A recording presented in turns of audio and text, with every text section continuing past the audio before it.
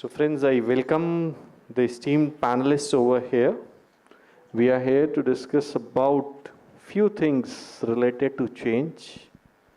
We have Mr. Sudhanshu from Gates Foundation, who is looking after M&D and has multitude of experience in that field. And as far as Gates Foundation is concerned, we are aware of that it is one of the largest philanthropic organizations which is associated on a very deeper level with NRLM and other such organizations within Government of India. So before we go into others, I think let's start from the largest one. Sudhanshu, as far as you are well aware of that Gates have been facilitating NRLM in various activities, be it the resources or facilitating even in some of the states or joining hands with some other organizations and having a triangular relationship between the state, that organization and the Gates Foundation, and one is at the national level. Having said that, we would like you to throw light at how your role has been as far as there is you have facilitated, means your organization has facilitated as a change agent for NRLM and keeping livelihoods as a larger perspective. Thanks. So I've been with the foundation now for a little over a year, and I work primarily with our women's economic empowerment team and lead the M&E function for the team. So to answer your question, I'll slightly expand the contours of that question. I think as one of the previous panelists said, that actually a lot of meaningful change within the NRLM ecosystem is bubbling up. It's coming from the Didis themselves and their lived experiences. So I primarily view the foundation's role as supporting the government and both at the national level and at the SRLM level, less of a change agent and more of a enabling or more of a catalyst than a change agent to support, to provide fit to purpose support where it's needed and to work with all relevant stakeholders. So not only government but also our investments with the private sector, especially in the context of livelihood and livelihood innovations, and to also provide patient capital to test these innovations out and support with scale. Thank you, Sudhanshu. It's not only change, it's a catalyst role that the organization is playing. Great. We have next panelist as Ms. Madhu Ketan from Pradhan, a well-known institution working at the grassroots level. Madhuji, my question to you is that you have, means the organization, you yourself have done a lot of work at the grassroots level. You have been working with NRLM since its inception itself. And I recall that recently, since your presence was in some limited for 5 states, and then you all of a sudden expanded an NRLM MOU to some 11 or 12 states per se. Means a large perspective that has come up through Pradhan during this decade supporting NRLM. So we would like to understand that how you understand or want to speak about that, what kind of community institutions are now essentially required and what kind of partnerships, as I mentioned that you also have expanded your scope per se. So we'd like to hear from you about this perspective. Thank you, Ramanji, for this question. And thank you also to DAY-NRLM and to 3IE and to Professor Kochar. I mean, the entire, since morning has been full of, learnings, and my head is kind of bubbling with so many, like pennies, not just pennies, a whole box full of, coins dropping. And so trying to, and so many things that one can relate to, what was shared since the morning. I'd like to, there are a couple of points that I'd like to share broadly, in terms of going forward, the kind of imagination that we need to have around community institutions and partnerships also. So let me begin with a personal reflection. So back in 2013-14, Pradhan had embarked on a process of revising its development approach, and as part of that, we had kind of put women collectives squarely as the drivers of change. So we also simultaneously, along with that, we kind of also said that we'll phase out of areas that have strong collectives that have been formed by Pradhan. We kind of, this was a very serious process, and we collaborated with top-notch, institution development experts. The effort was serious, and it was kind of spread across like 3-4 years. But it didn't succeed the way we had hoped. The federations were engaged in what you might call public goods, because they were involved in facilitating access to entitlement, they were engaged in facilitating gender-based violence, etc. Those, so broadly what you and I understand is public goods. And there was no viable revenue model. So at the end of that entire, 3-4 years, that experience taught me that, unless collectives have a strong revenue core or business model, sustainability will always be a challenge. So this is why, I think the NRLM design excites me so much that, each CLF, if you see, has a significant endowment of, running into crores. And they're also multiplying this endowment that has been provided to them. For example, we hear in many CLFs in Bihar have kind of multiplied it to reach like more than 10 crores. So that really creates a very strong ground for sustainability. And because the CLFs are sustainable, that's not the end of the story. Because they're sustainable, they can also take on broader development roles, such as addressing GBV, addressing FNHW, addressing various other things of nation building and society building. That's why financial sustainability should be, accorded highest priority in my understanding. I'd also like to, say from a recent study that we had done across 3 SRLMs in 3 states, we also, know that SHG loans are the first preference for women as compared to MFIs. Only in the, situation that they are not able to get a loan from the SHG ecosystem did they say that they opt for a loan from an MFI. So, and we also, came to know from the study that the average demand is much higher. It's around 88,000-90,000, that kind of a tune of this thing. But from the SHG ecosystem, maybe, they are able to get like 2/3 or etc. So that also shows the untapped, potential of financial intermediation. From the 3IE study, I think it was a little bit silent on this, what is the untapped potential, but it'll be good to maybe, undertake future studies that actually say what is the unmet credit demand that, actually that's a low-hanging fruit that the CLFs can dive into. So, I mean, having given this preface, I mean, there are some 6 points that I have. It'll take some 5-7 minutes. So what does this mean for the mission for the future? So I think first is deepening the financial intermediation core, which therefore means that, portfolio management at the CLF level deserves much more attention from the mission than is being currently given, because, of all the reasons that I said.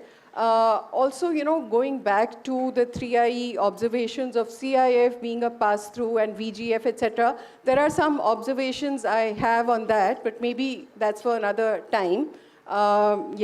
Also, from this study, also we understand that, the loans that are going from the CLFs are meeting sustenance needs, livelihood sustenance needs, but aren't really able to unlock entrepreneurship needs of the women to a large extent. So That's what I mean by, strengthening or deepening the financial intermediation core. Coming on to the second point is leveraging technology and digitization. I think, the potential of these women collectives to actually work on a wide range of issues is kind of hemmed in because of the fact that, most of the processes are still manual in nature and therefore takes a lot of time from the, women's collectives at different levels. If we can bring in, usher in technology and digitize, then it unlocks women's time to actually attend to a wide range of, other kinds of issues and particularly livelihoods going forward. Third point that I'd like to say, bringing livelihood promotion into the core of CLF institutional design. So, as we were, the event that all of us are referring to, the intensive, 9 p.m., 10 p.m. So in that meeting also, we said that, livelihoods cannot be relegated to being the agenda of just a subcommittee. I think it has a centrality which needs to be acknowledged, and therefore, the systems, processes, the infrastructure meaning the HR available at the level of the CLF, etc., has to be put in place. Otherwise, the way the aspiration that we have around livelihoods will not be, met. And also this must be supported by digital and technology to actually make CLFs competent enough to manage the, quality of livelihood programs happening in their areas. And also, in addition, CLFs, now that they're also registered and have an independent identity, should be allowed to forge, multiple partnerships of various kinds to unlock either public capital or private expertise, so like with CSRs, with startups, etc. The fourth point is reimagining livelihoods with a gender lens. Gender cannot be, the big opportunity that we have is to reimagine livelihoods themselves with a gender lens. That means we think, who has access to loans, who controls the income, and who actually whose labor is being recognized. So these issues, so if livelihood promotion is designed with this lens, then, CLFs don't just enhance incomes, they also, contribute towards changing power relations within the households and society. The second last point I'll come to is sustainability and independence. So we need to reimagine federations. For long, they have been like extended arms of NRLM, which is a great. But we also now need to, going forward, reimagine them as independent, entities. They can, anchoring multiple development agendas. And also we're seeing that, CRPs have played a significant role into whatever is, we see the achievements. But in terms of investments into institutions, I mean, that's really something that has been a little bit, or it's been happening through the cadre. So the same power asymmetry seems to perpetuate. So we have to see how we can break out of that and really invest into federations, both the current line of leadership and also building a second line of leadership. And one way to test the readiness for independence is to actually pilot a graduated phase out from a few areas, a few blocks where the federations we understand are more, strong and mature. There, maybe we can design a pilot to actually see what kind of a phase out can be planned with, district units actually engaging directly with the CLFs. At the same time, we also need to plan, because sustainability will also mean that you kind of put in place mechanisms to support the CLFs on various kinds of, services that they need around internal audit, around compliances, around markets, around livelihoods, etc. So some kind of a conception of shared services organization needs to be put in place, which the CLFs can access on a fee basis. Lastly, I would say, something that came out in the Professor Kocher spoke about it, that, there are engaging young women. So there are new age cohorts in every village whose needs are different and whose capacities differ. And we also know beyond the new age cohorts in the groups themselves, there is a huge new age cohort outside of the SAGs also with the increasing age of marriage. And how can we bring these, the young women more than 18 years and those who are in the SAGs, actually bring them very squarely in the SAG framework? And also, how do you kind of fashion and reshape the program to address their specific needs and aspirations, which may be different from the, I want to end by reiterating that NRLM is one of the rare examples of, government in playing an incubating role, and that too at scale. There are 32,000 organizations that are being incubated by NRLM. So it would really be, a missed opportunity if in the name of, short-term implementation efficiency, we kind of take up differentiated strategies for engagement at the last mile. The 3IE study also points to the fact that, targeted interventions, when layered on a social inclusion, this thing has exponential benefits. So that's been proved. So we should actually take that and, see going forward, how can we not, bypass the institutions, but how do you kind of strengthen these institutions so that they're able to attend to these various agendas and build them as into a coherent structure so that they sustain, lead, and take forward the agenda of transformation in rural India. Thank you so much for... Thank you, Madhuji. I think you have made a 360-degree change suggestion towards NRLM, especially the institutions per se. So with this, I request now Dr. Himadri, who is from Assam SRLM and has been working with Assam for a long time in NRLM itself. So Dr. Himadri, we would like to hear from you the importance of partnerships between government departments, what SRLM has done, and how would you suggest that these can be elements of change, keeping in mind the NRLM 2.0? Hello, thank you. Thank you, Roman sir. So I joined in Assam SRLM in the year 2012 in the first batch of recruitment. So since then I am working at two capacities. Anyway, so we are trying, and almost we are having around 39.6 lakhs SAG members. And when we talk about convergence with government departments, it is very easy to say convergence, but it is very difficult to implement, because in each and every scheme implemented by other government departments, they have some mandates. Although the target group is similar, they also need to work with the rural people and the beneficiaries are same, but still. And many times I have seen that you may not attend the meeting, but after a few days or few months of the meeting, you will be asked to submit action taken report. You may not get the minutes even. So this is some of the experience. But of course, now the scenario has been changed. So we are working with agriculture department, handloom department, fisheries, and also veterinary department. And anyway, we have to, and the resources that can be mobilized from other departments to even to the communities, it is quite possible, and there is every possibility. And also we are working with the WCD department in Assam very effectively. Also the NHM, and also with the education department.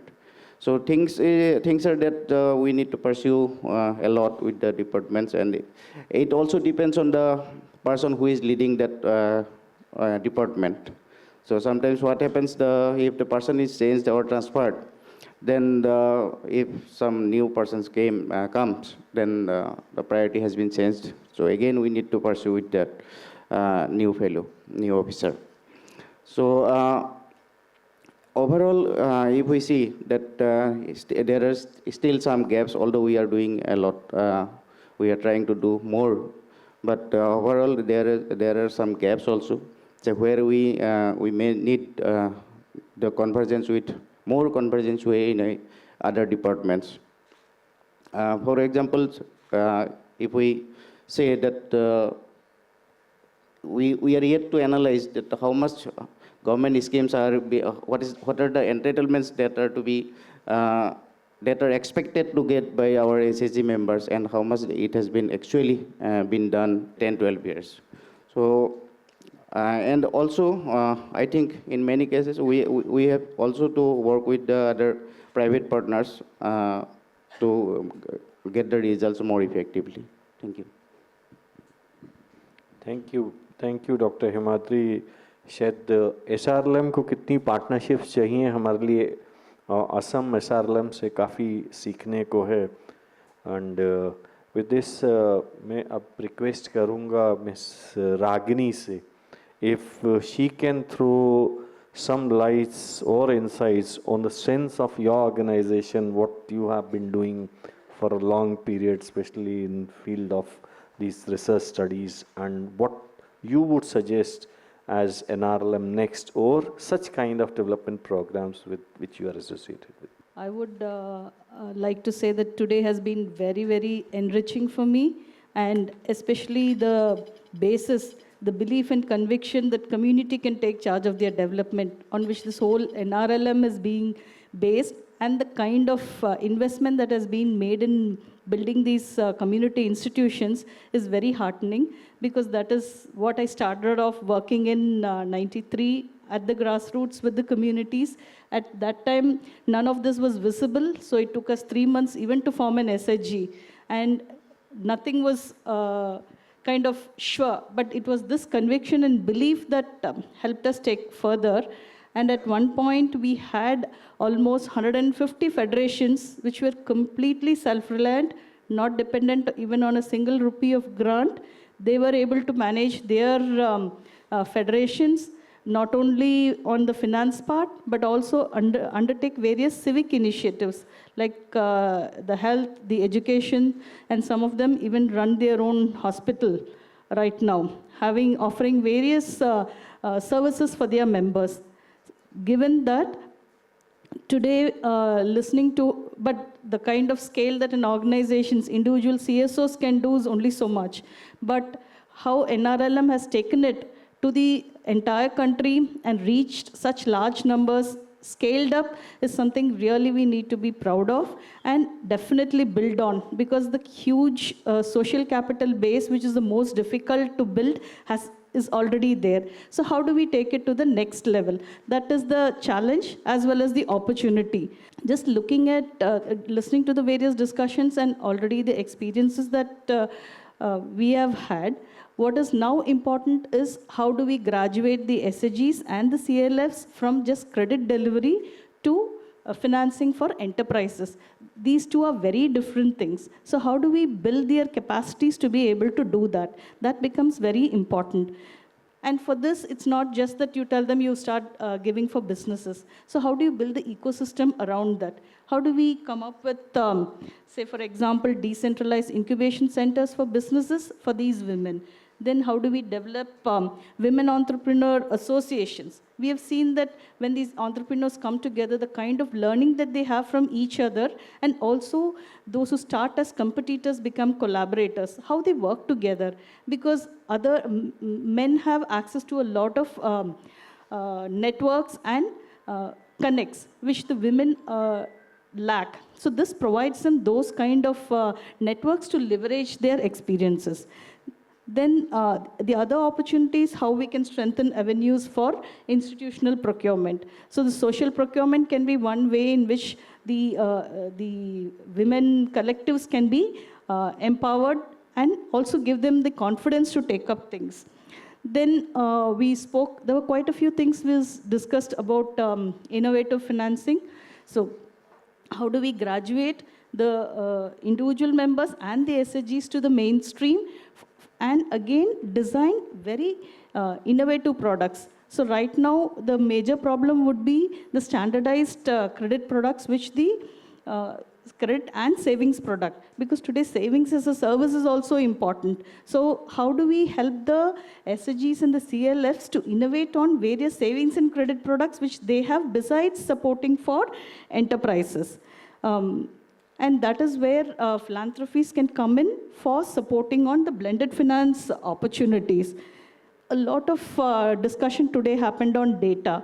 And we have talked about data for operations, we have talked about data for policy, data for design. But let us look at how data can be used to empower the community, how data can be used by them to take their decisions. Where are we, where we need to go, and what kind of investments to be made. So how do we empower communities with the use of data, for which the digital requirement is that digital platform requirements are there. These are some of the other things that I feel are very important in today's this thing. So this data and evidence is something which builds the community's confidence also. So whatever I had seen was people were able to see in their balance sheets, in their SHG balance sheets, in their federation balance sheets, and they could see the growth year after year, how much income had come, what were the expenditures, why this expenditure.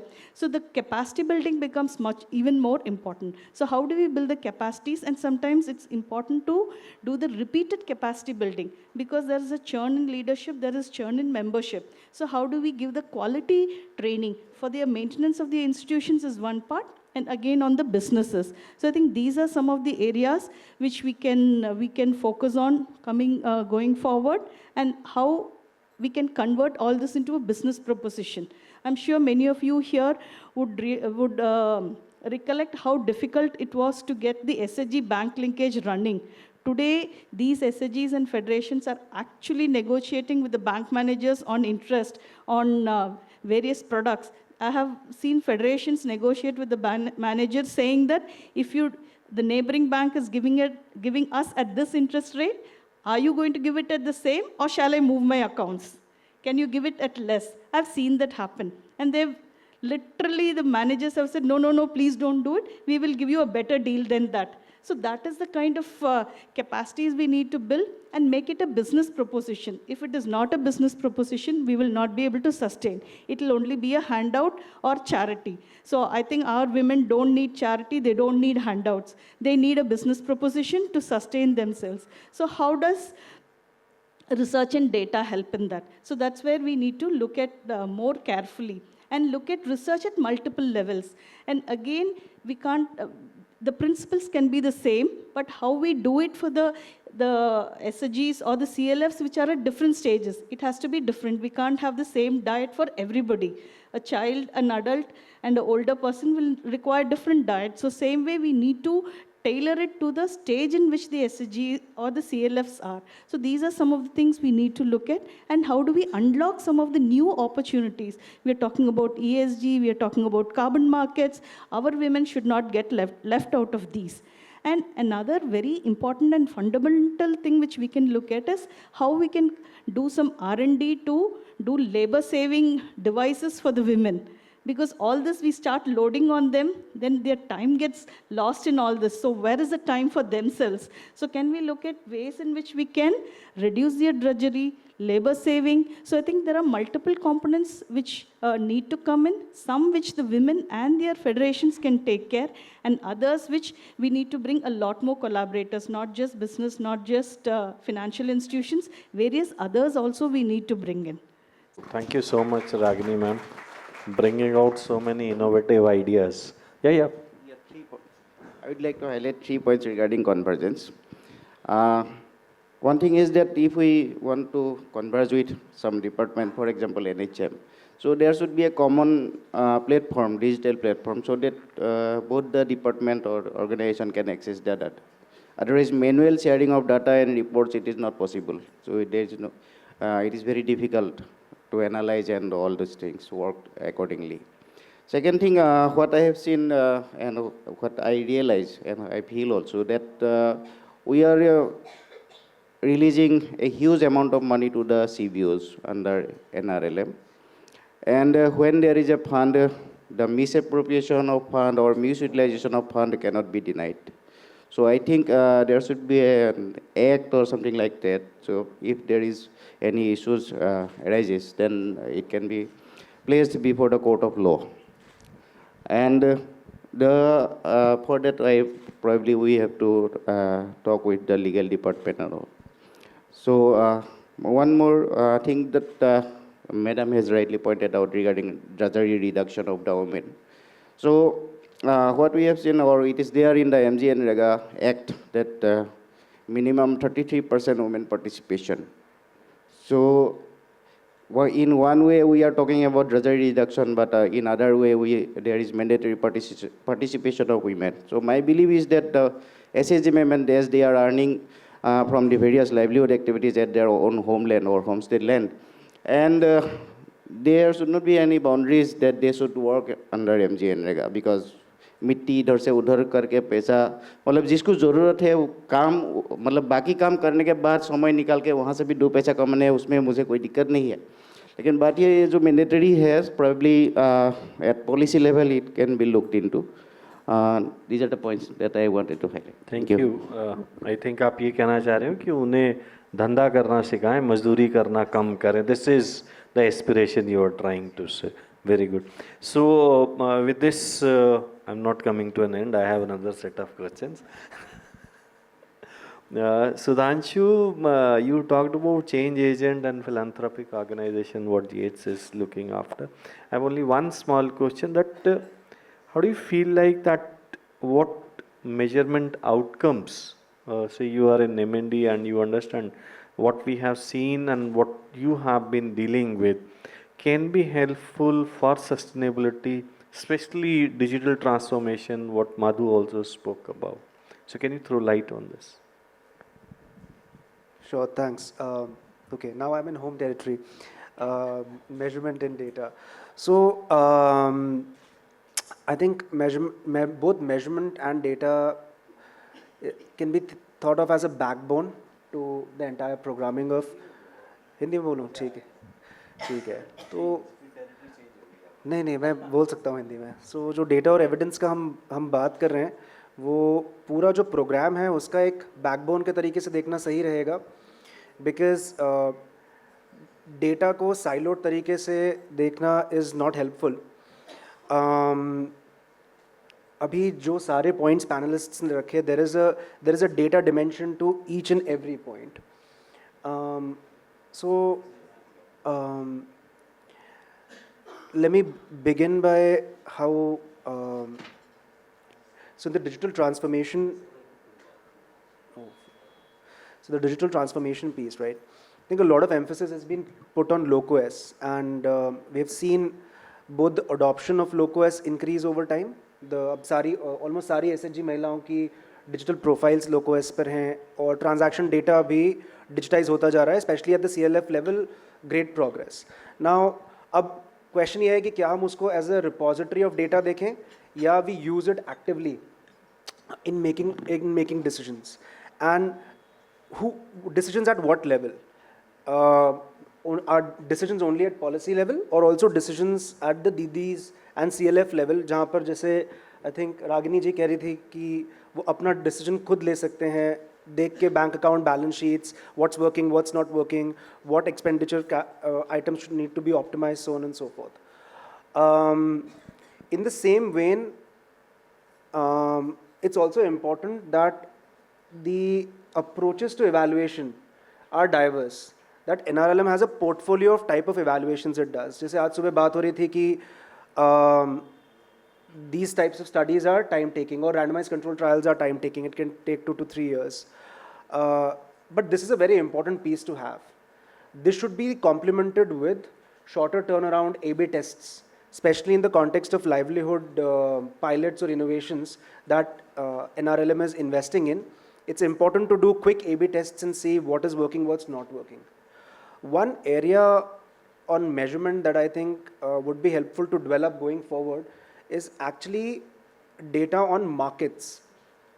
Right now, a lot of the emphasis is on impact at the household level and largely on economic outcomes. Of course, like today's findings that Dr. Kocher was sharing expand that beyond economic outcomes to empowerment and other outcomes, but the envelope needs to be expanded further to include market and market linkages, and what are the measurement approaches to those parameters.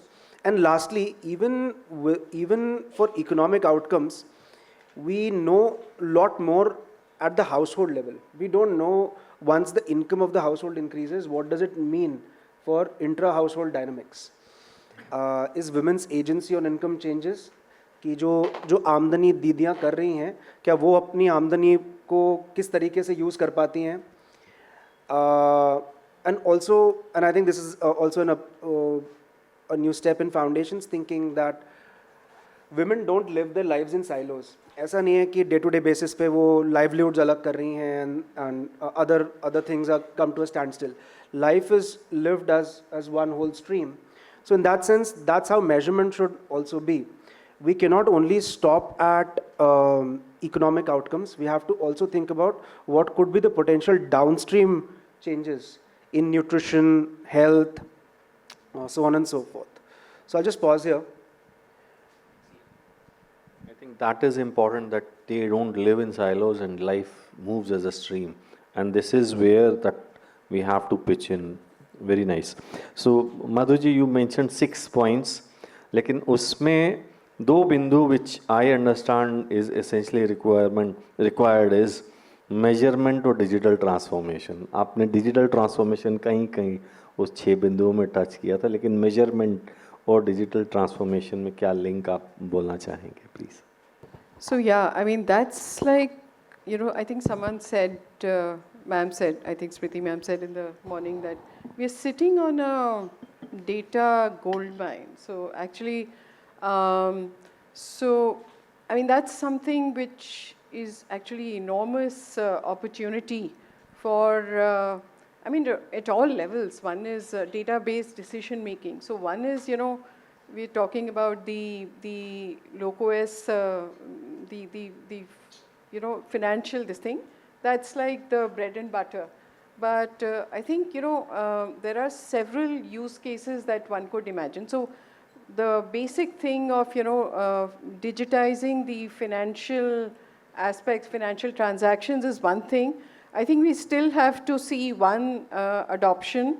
And the second thing is its use by both the SRLM tiers at different levels, and also, you know, its uptake and use by community collectives to actually improve their operations and portfolio health, etc. The second thing is there's a whole host of, you know, MIS of different kinds, which is operating in different silos. Now, with the homogenization and integration of platforms, these MISs, if brought together into one integrated MIS and dashboard, could actually make a wealth of information available about, you know, all the different programs which are running in the CLF's areas to them, and with, you know, hyperlinks to what's happening at a particular village level or SHG level, that could actually, you know, put CLF squarely in the agenda of driving their organizations. Because, you know, if you just ask me, you know, that you are responsible, but actually don't equip me with actually the necessary enablers, then actually it's an empty empowerment, I would say. So actually we have to accompany, we have to put money where the meat is. So whatever, where the mouth is. So those are, you know, and again, you know, there are so many other potential use cases that one can imagine. In another brainstorming exercise that some of our colleagues were doing, we were thinking that, you know, now with 10 crore member profile data being available in the LocOS, actually it can be used in a wide variety of ways to actually target public services and entitlements of various kinds, to actually see where, you know, the uptake of entitlements or services is less or more, and actually convergence, supply side convergence can actually happen to actually drive better delivery of, you know, public services. For example, you know, MORD also has the PMAY program. Why can't the PMAY program agency be influenced to actually look at LocOS data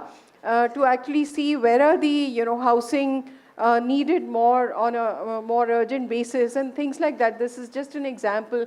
We can have like a small sample of where is the Nal Jal Yojana working better or not hasn't reached. So and actually then so we can have like short dipstick kind of surveys and then club supply side, establish more convergence and supply side this thing, partnerships between the departments and ministries to actually better delivery of services. So several things are possible, and of course the entire thing of CIBIL score, Grameen CIBIL, is also a possibility. If we can think of digitizing the transactions between the SHG and members to actually create a credit track record for members to actually leverage higher size ticket loans. So I think the possibilities are enormous. Enormous. But one point which came in is that the intra-departmental convergence of the data is essentially important, be it within the ministry or the banking sector. Means that kind of convergence is essentially One or two mentioned. more things, 5 we have minutes are left. They are warning me. yeah. No, you can. No, I was thinking, I mean, we also, a digital lending, this thing also, along with, the financial transaction digitization will actually, and you club it also with a performance, this thing. For example, if CLF receives a loan application for dairying, if they can get a track record of all the 20 loans that they have given in the past for dairy, and what has been the performance of those loans, then maybe they can do a much better decision making. So things like that. Didi can have a reflection also what she has got. So I think that is really good. Now we have got just 1 minute each for Dr. Himadri and for Ragini ji. Ragini ji, to you first, that the data which is there, and how do you feel like that, how we can use this data which is available for any kind of, actually it's not about what she talked about, we need to understand that how it can be used by the private organizations and bring in something new which is essentially not available per se. That's why I said the collaboration for these collectives needs to go beyond just the government and banks, where this is largely concentrated currently. So this data will help bring other private players also, and also help build the enterprises and businesses for the women. So it would be useful to map what kind of businesses can be taken up over there, what are the prerequisites, how this matching can be done. So I think that would be a very good use of the data. Recently, we had done some work with MSMEs in a large scale, about 70,000 MSMEs. Capacity building was done. So there, a lot of mapping was done. Where are the hubs? Then, if these manufacturing hubs are here, what are the ancillary industries over there? What are the other opportunities? What are the logistics required? What is the supply chain requirements? So that can unlock a lot of opportunities. So how do we build these kind of partnerships and these kind of analysis to flow back and give them ideas and suggestions? First level, and second level, how do you convert that? So how do you have these incubation centers in rural areas where you can do both a digital as well as a physical centers which can mentor the individual enterprise, SHG enterprise, and collective enterprises, because certain things require certain scale. Everything cannot be at the member level. So how these different levels can be done? So the data use can be very huge. And just two more things which I missed talking about, and probably all of us missed the whole day, is talking about climate resilience.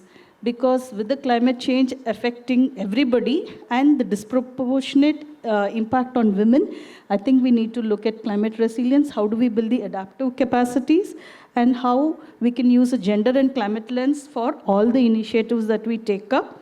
And the point which the sir from Gandhigram University raised, of how do we integrate the Gram Panchayats also. So how do we bring in the local self-governance also to be part of it, where the women are able to play an active demand system role they are able to play. So both ways they strengthen each other. Thank you. Thank you. Dr. Himadri, we have a lot of data and a lot of work being done at SRLM. Can you throw light that how that data SRLM is utilizing whatever lot of entries you people are making at the state level, district level, block level? उसका क्या उपयोग होता है, कैसे करते हो? But you have only 1 minute. Yes, yes. One thing that we have also developed a few MIS system for us, and all the members have been digitized, and of course all the informations have been tracked, and also we are tracking the income and as well as the activities that the SHG members are doing since 2017-18. So, it is helping us a lot to how to go, how to take action, or what are the initiatives that can be taken, livelihood initiative especially, in which areas, and it is helping us to plan and design the modalities for income enhancement of the SHG members. One thing I would like to add, I'd like to compliment Madhu ma'am and all my speakers. So that is the lending regarding, as per norms, out of the total credit of the banks, 40% should go to the priority sector lending. And again, out of 40%, around 12% should go to the financing to the weaker sections. There are around 12 to 13 categories where, out of which NRLM SHGs or SHGs or members are one of the category. So you can imagine what would be the mandate of the bank, that how much amount of credit should be extended to the SHG members. So I think there should be a policy decision, and the financing NRLM SHG as well as the members should be some, there should be fixation of percentage, that so that we can mandate the banks to make the banks accountable to extend credit to our SHGs. So that to some extent the capitalization can be achieved. Second thing, I would like to add that although initially it was 50,000 incremental income per member, that was the NRLM mandate, and recently that figure has been increased to 1 lakh, that is lakh 40 DD.